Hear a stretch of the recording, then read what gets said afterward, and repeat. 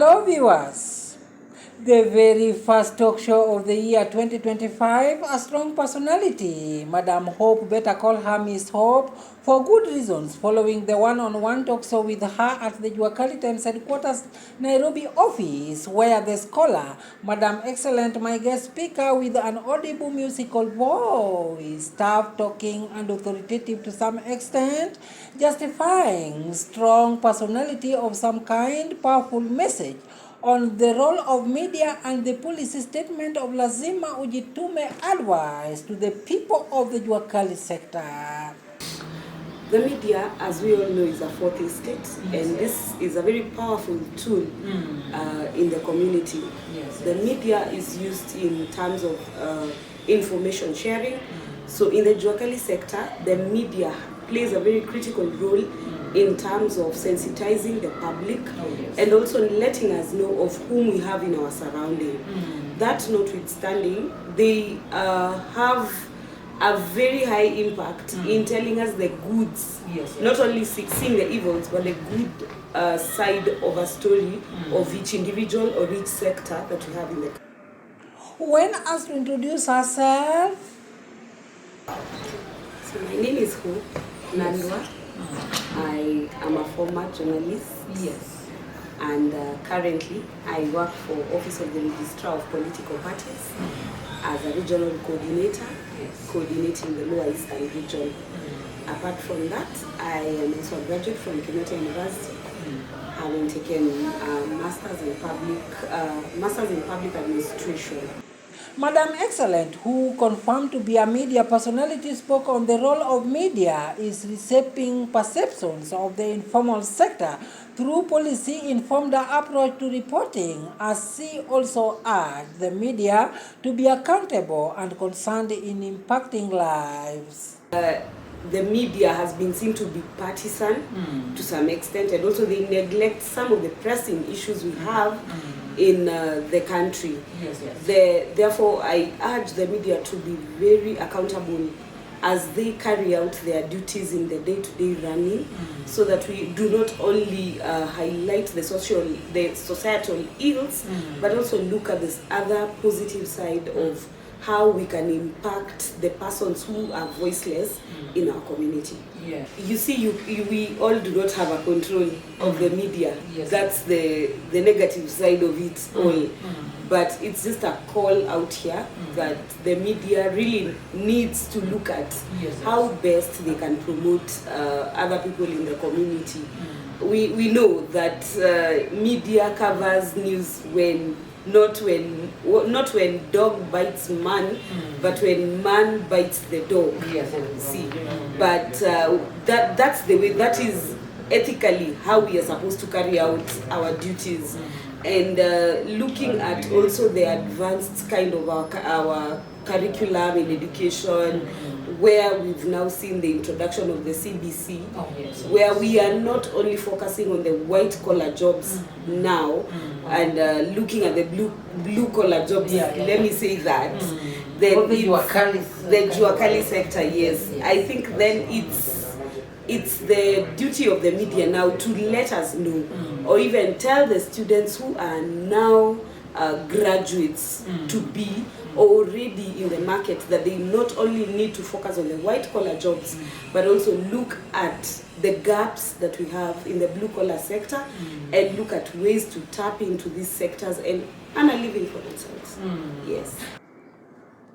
Madam Hope Nandwa emphasized on how the Juakali sector impacts socially and economic contributions, thereby creating jobs, reducing poverty, and fostering innovation. And they have a crucial role when it comes to us talking about corruption, youth alienation, disintegration of matters. So they do really play a role, and they have to come together for us to have a nation that is kind, that is full of integrity and also unity.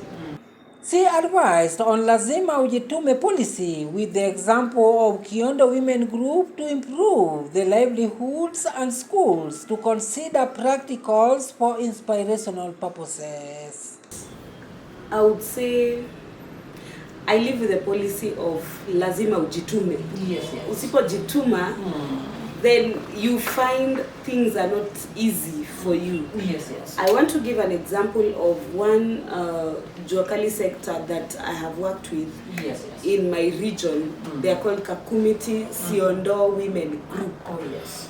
These are women that basically do weaving to improve their livelihoods. Yes. And such women, if the education sector could tap into the Juakali sector in such a way that they are partisan, in that the students have a real feel of what it feels to go outside there and do basketry, and how the basketry can help these students improve their livelihoods, then I think that way we are taking students from the book work environment to know the practical bits of what it entails. When we say now it's CBC, we are not looking at I want to graduate, I want to read, become a doctor, but I would want to read and improve probably my weaving skills, improve probably my carpentry skills, but in mind having that I know I have tapped into various sectors where they've already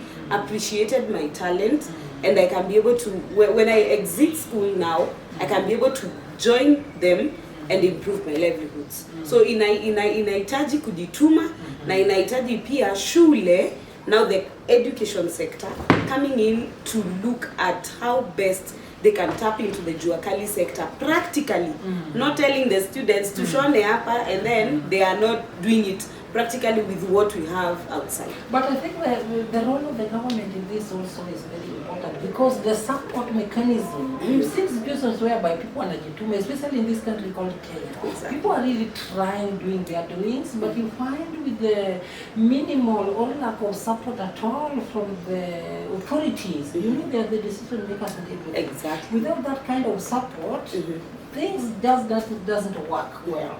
Yes. Like you see, like for example in Nairobi, we see in the recent past when demolitions were all over. People wanajituma, wanafanya what they can do in markets, and their markets get just demolished without even warning or what. So people lose properties. Don't you think that the government has something to do better than what they are doing? This is where now policies need to be created to actually support entrepreneurship and innovation.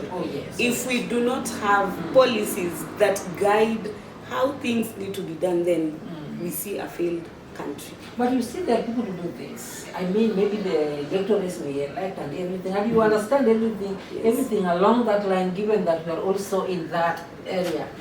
The way we choose our leaders, they don't think of this. Then what do we do as people that are coming?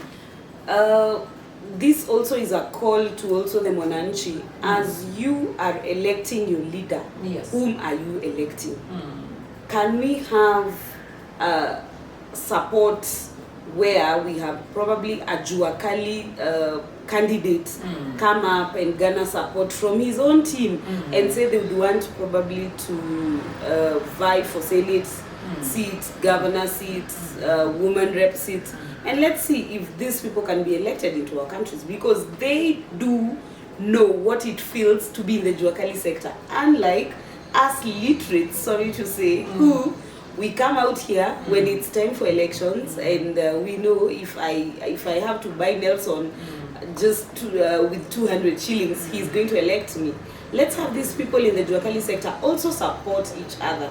Let them come out, and it's also a call for those in the electoral systems that they need to come out and empower people in the Juakali sector not to be used probably to castigate violence, and look at the good side where they can support each other, probably get a seat. And I've seen this happen. It's just not miracles, or it's not just something I'm saying out. When asked about saving culture, economic and religion, the strong personality, Madam Hope Nandwa, could respond. Saving culture. It's very important that as we get whatever little income we have, important that we think about tomorrow, because today you can be you're able to earn a living. Tomorrow, probably, God forbid, you are incapacitated or you're not able to work. So it's really important that the little you get, have a habit of saving. have that initiative, have that small box that I remember my own mother used to tell me to create a small box, and for every 100 shillings I put 20 shillings into that box. It really helps save. And as you save, also think about investments. Have something that at the end of the year you can think of and say, I bought this for myself, or I have invested this to help me get this for myself. Yes. To the economy, it's not friendly for all of us. The economy is not friendly to all of us. What do we do about it? Scratch where you can. Have a role to play in shaping who we are in the society. So once I see my pastor corrupt, I'll definitely also want to follow what he's doing. If and especially for our babies whom we entrust with probably the teachers in Sunday school, with us who are taught about faith and what the pastors teach us. So there is really a direct link between the religious leaders and us as human beings. So they do really play a big part when it comes to information, moral guiding of what we do, and also when it comes to matters corruption, they have a voice. Because you see, religious leaders are, for me, these are faith-based organizations. So despite the fact that you are Muslim, you're a Christian, you're SDA, they all are faith-based organizations. And they have a crucial role when it comes to us talking about corruption, youth alienation, disintegration of matters. So they do really play a role, and they have to come together for us to have a nation that is kind, that is full of integrity and also unity. Mrs. Hope, for good reasons, defensively protective in words, as she would quote COVID-19 to have promoted digital learning system whereby not a must to attend classes physically. And we partner together in so many programs.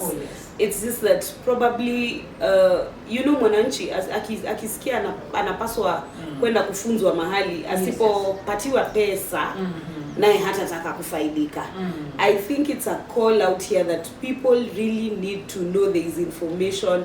There is need to get informed, because from that information you're able to make right choices. So in terms of, if you tell me there is inadequate sensitization, that one, it's a big no. We do this. We do this, yes. And like for the IBC and like ORPP, where we are only 12 regions, but we cover vast areas. IBC has presence in the entire country. Why are you telling me there is no sensitization? When we call people... I'm seeing the wrong repeatedly done to an extent that is convincing. This is because nyinyi mnataka kupatiwa hiyo 200 mwende mkule sapa mpatie huyo mtu pesa. Let me give a scenario like for the Kakumiti Siondo women group. When I was talking to them, they told me they sold their IDs for 200 shillings. So now this is already a populace that has been affected. They are not able to elect people that are good or are of benefit to them. They do not have IDs. Remember, for you to participate in an election, you need to have a valid passport, or you need to be 18 years and over and have an ID. Present your ID during election. So if you do not have an ID, whom are you going to elect? No one. So you see, that is a populace that has already been affected. These are women that sold their IDs at 200 shillings. They were not able to elect their people. And now there is an outcry that they are doing basketry, but they do not have people to sell out their baskets. Yes. That is Madam Hope, Miss Hope, for engaging me here one-on-one, explaining things in details, how things are happening. The viewers keep tuning in. And Madam Hope, may I know this? I've heard like maybe now in the policy, with the IBC, if you want to be the president, you must have a degree, you must blah blah, have those, you must qualify yourself. And I've seen people don't even go to school getting those degrees they want, at IBC end up giving them the ticket, the opportunity to buy and they succeed. In your view, as somebody who is so inside in that, is it a good thing to do, or how better can we improve things so that at least if we want education, we get, and the kind of knowledge they know be transformed in the kind of jobs they do? Before we go further, I would like to have a scenario, a case scenario, evidence of a candidate who has vied with an illegal document. Not illegal. I don't say illegal, but there are people we've not seen in classrooms, and I think I don't want to put names, but I think you can remember we have people we've never seen them in classrooms, though the documents they have. So that is where the problem is. I don't understand. I wouldn't want to talk on behalf of IBC because I don't work for them. But when we come to education, let me enlighten you that nowadays the education system, after the COVID-19, then there's adaptation of various modes of study. Okay. I am a beneficiary of digital school, where I don't have to go for classes daily. I get my sessions from as far as Kitui County. Yeah, of course, I learn through as long as I have a computer or a digital friendly phone, I access content for my course. I do my coursework, I do my assignments, I send to my lecturer, he or she marks them. And from there, the only thing that for KU and like JQuat, KU where I have been, we only are supposed to present ourselves to do the exams. That is the continuous assessment tests and the main exams.